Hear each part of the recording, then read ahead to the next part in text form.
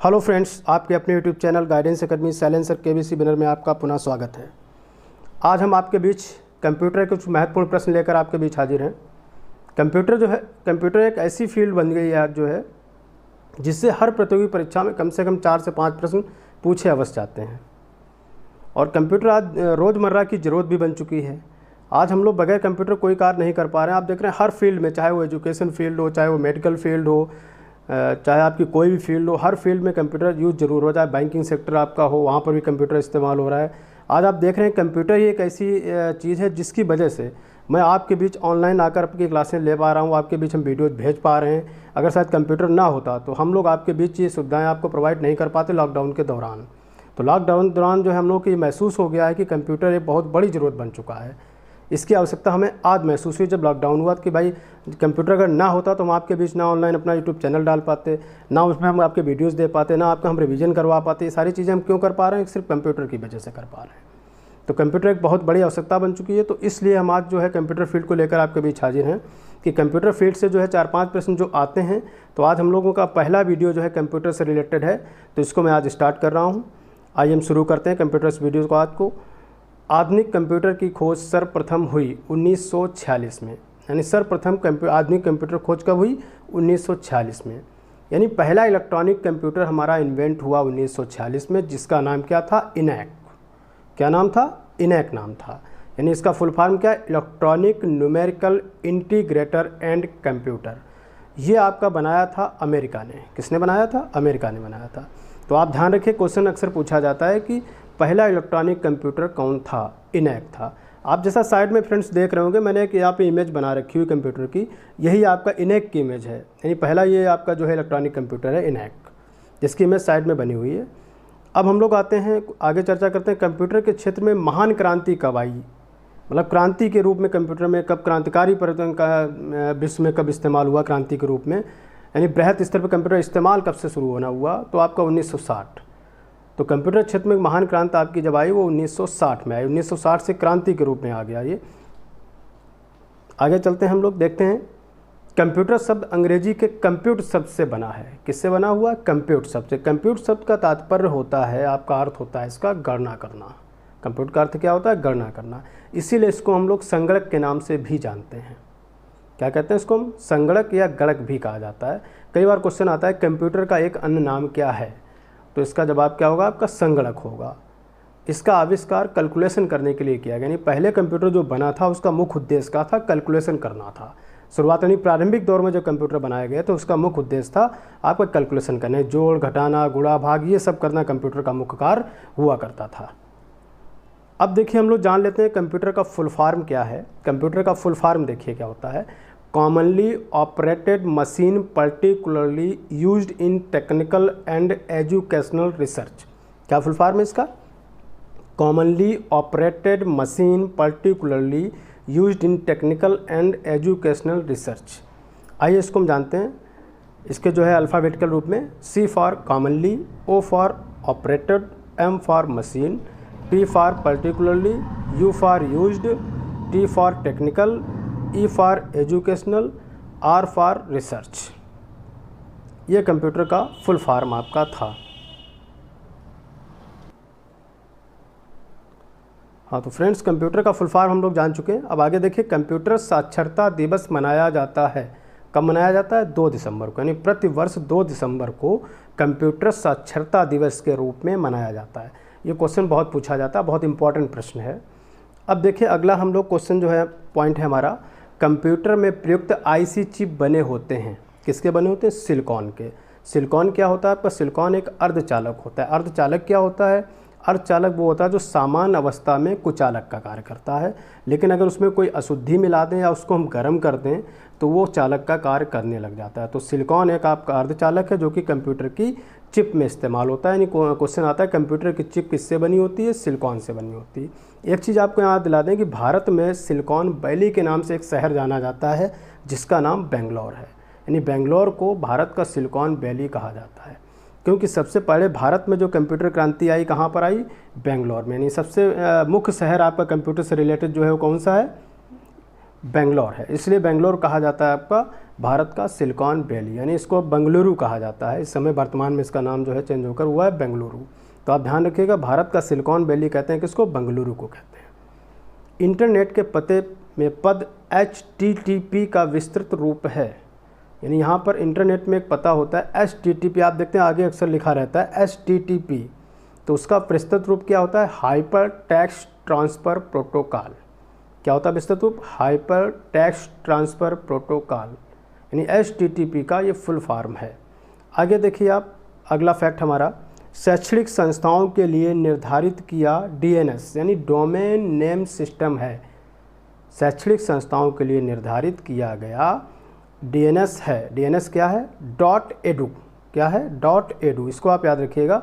शैक्षणिक संस्थाओं के लिए DNS क्या है, .edu, इसको याद रखिए, बहुत ही इंपॉर्टेंट है ये, हम लोगों के लिए खास तौर से इम्पॉर्टेंट है।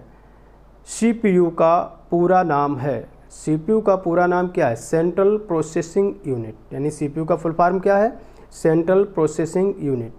CPU is known as brain of computer, यानी CPU को कंप्यूटर का ब्रेन भी कहा जाता है। क्वेश्चन आता है कि कंप्यूटर का ब्रेन या दिमाग किसे कहते हैं, तो CPU को कहा जाता है।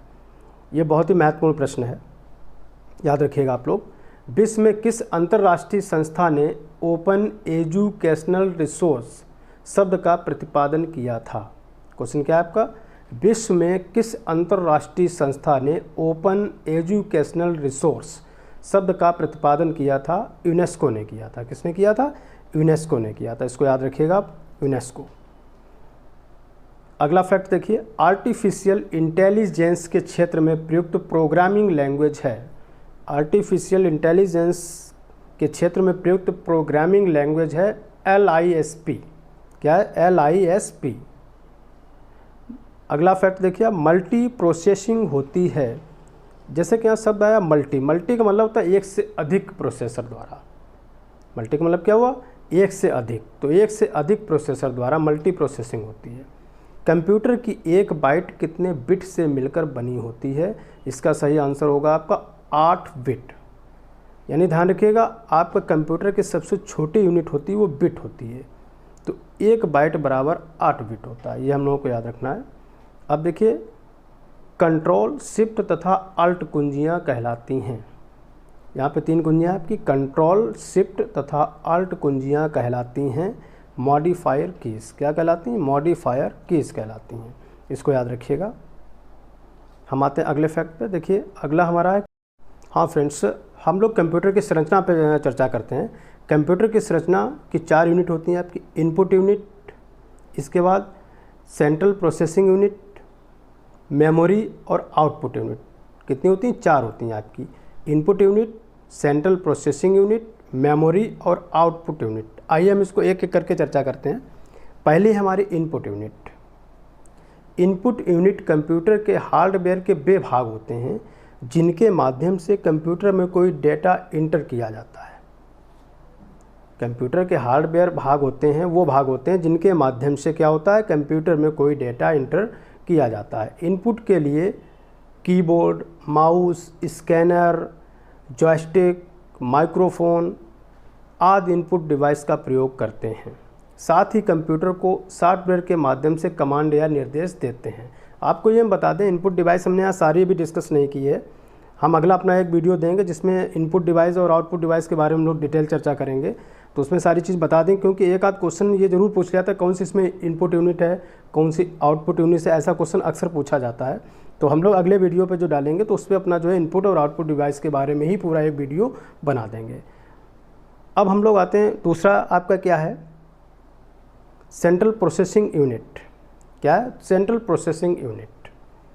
देखिए इनपुट डाटा को प्रोसेस करता है, सेंट्रल प्रोसेसिंग यूनिट क्या करता है, इनपुट डाटा को प्रोसेस करता है। इसके लिए सेंट्रल प्रोसेसिंग यूनिट और अर्थमेटिक लॉजिक यूनिट दोनों मिलकर क्या होता है, इसके लिए सेंट्रल प्रोसेसिंग यूनिट और अर्थमेटिक लॉजिक यूनिट दोनों मिलकर अंक गणती गणना और तार्किक गणना करते हैं और डेटा को प्रोसेस करते हैं। सीपीयू को कंप्यूटर का मस्तिष्क कहा जाता है, यानी सेंट्रल प्रोसेसिंग यूनिट यानी सीपीयू होता है, इसको क्या बोलते हैं हम लोग, कंप्यूटर का मस्तिष्क कहते हैं। क्वेश्चन पूछा जाता है कि कंप्यूटर का मस्तिष्क के नाम से किसे जाना जाता है, सीपीयू को। तो ये ध्यान रखिएगा, ये बहुत ही इंपॉर्टेंट क्वेश्चन है, याद रखिएगा आप CPU। अगला आपका देखिए तीसरा है मेमोरी। मेमोरी कंप्यूटर का वह भाग है जो यूजर द्वारा इनपुट किए गए डाटा और प्रोसेस डाटा को संग्रहित करती है।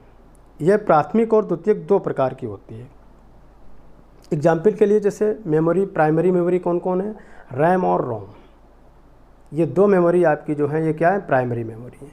सेकेंडरी मेमोरी क्या आपकी, hard disk, CD, memory card, ये सब क्या है, ये आपके जो है सेकेंडरी मेमोरी। आप देखिए मेमोरी का मतलब ऐसे होता है, मेमोरी आप जानते कि जिसकी मेमोरी ज़्यादा है उसमें ज़्यादा चीज़ें आपकी जो है संग्रहित हो जाएंगी।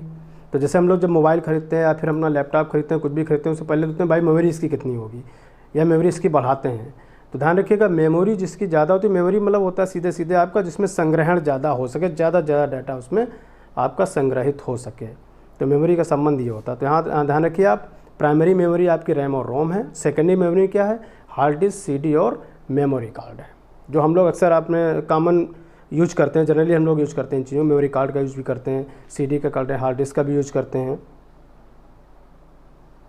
इसके बाद चौथा देखिए आप क्या है, आउटपुट यूनिट। आपके द्वारा दी गई कमांड के आधार पर प्रोसेस की गई जानकारी का आउटपुट कंप्यूटर द्वारा आपको दिया जाता है। क्या रहता है कि आपने जो कमांड दी थी, कमांड के आधार पर प्रोसेस की गई जो जानकारी होती है उसको आउटपुट कंप्यूटर देता है, जो आपको आउटपुट डिवाइस या आउटपुट यूनिट के द्वारा प्राप्त हो जाता है। आउटपुट डिवाइस का सबसे बेहतर उदाहरण आपके लिए क्या, जैसे monitor, printer, speaker, plotter, screen, image projector, ये सब क्या है आपके, ये आउटपुट डिवाइस हैं जिनके द्वारा हमें जो इनपुट हमने दिया था वो प्रोसेस होने के बाद जो डाटा निकल कर आया आउटपुट होकर, तो वो इन्हीं के माध्यम से हमको दिखाई पड़ता है या सुनाई पड़ता है, जो भी होता है तो वो इसी के द्वारा होता है। यानी जितनी डिवाइस हमने आप बताई कि monitor, printer, speaker, plotter, screen, image projector इत्यादि से। अब अगला देखिए फैक्ट हम लोग फ्रेंड्स क्या है, याहू मेल किस वर्ष आरंभ की गई। याहू मेल आपकी 1997 में आरंभ की गई। कब आरंभ की गई, 1997 में आरंभ की। अगला फैक्ट देखिए, कंप्यूटर में डेटा का किस रूप में भंडारण होता है। इसका भंडारण बाइनरी रूप में होता है। बाइनरी डिजिट आप जानते हैं, दो बाइनरी डिजिट होती हैं, 0 और 1, यानी कंप्यूटर इन्हीं डिजिट पे कार्य करता है, 0 और 1 पे ही। सारी कैलकुलेशन उसकी जो है कैलकुलेशन आपकी 0 और 1 पे ही आधारित होती है। अगला फैक्ट देखिए, भारत में इनसेट शिक्षा प्रणाली कब प्रारंभ की गई। अक्टूबर 1983 में। कब आरंभ की गई, अक्टूबर 1983 में। अगला फैक्ट देखिए, किसी कंप्यूटर के प्रोग्राम में बच्चों द्वारा प्रयुक्त भाषा प्रायः होती है। किसी कंप्यूटर के प्रोग्राम में बच्चों द्वारा प्रयुक्त भाषा प्रायः होती है क्या, लोगो। लोगो भाषा जो है बच्चों द्वारा प्रयुक्त भाषा होती है। अगला फैक्ट देखिए, ऑप्टिकल मेमोरी है। ऑप्टिकल मेमोरी क्या है आपकी, CD रोम। CD रोम क्या है, ऑप्टिकल मेमोरी है। अगला फैक्ट देखिए, CPU में कंट्रोल मेमोरी और तीसरा कौन सा यूनिट होता है। CPU में कंट्रोल मेमोरी और तीसरा कौन सा यूनिट होता है, अर्थमेटिक या लॉजिक। तीसरा यूनिट क्या होता है, अर्थमेटिक या लॉजिक होता है। अगला फैक्ट देखिए, CPU के ALU में होते हैं। CPU के ALU में होते हैं क्या, रजिस्टर। क्या होते हैं CPU के ALU में, रजिस्टर होते हैं। अगला फैक्ट देखिए, कंप्यूटर हार्डवेयर नहीं है क्या, असेंबलर। असेंबलर जो है वो कंप्यूटर हार्डवेयर नहीं है, क्योंकि वो असेंबल करता है। असेंबलर जो है कंप्यूटर हार्डवेयर में काउंट नहीं किया जाता है। अगला फैक्ट देखिए, वैज्ञानिक उद्देश्यों को हल करने वाली सर्वाधिक लोकप्रिय लैंग्वेज है। यानी वैज्ञानिक उद्देश्यों को हल करने वाली सर्वाधिक लोकप्रिय लैंग्वेज है फोर्ट्रान, यानी फार्मूला ट्रांसलेशन। इस लैंग्वेज पूरा नाम क्या है, फार्मूला ट्रांसलेशन। यानी वैज्ञानिक उद्देश्यों के लिए जो लैंग्वेज इस्तेमाल होती है उसका नाम क्या है, फार्मूला ट्रांसलेशन यानी फोर्ट्रान। तो आज तक के लिए दोस्तों इतने ही फैक्ट, और हम अगले वीडियो में अपने कुछ कंप्यूटर से रिलेटेड और फैक्ट लेकर आएंगे। आप लगातार हमारे वीडियोस देखते रहिए। अगली जानकारी के लिए हमारे साथ जुड़े रहें आप लोग। धन्यवाद। आज के लिए इतना ही काफ़ी।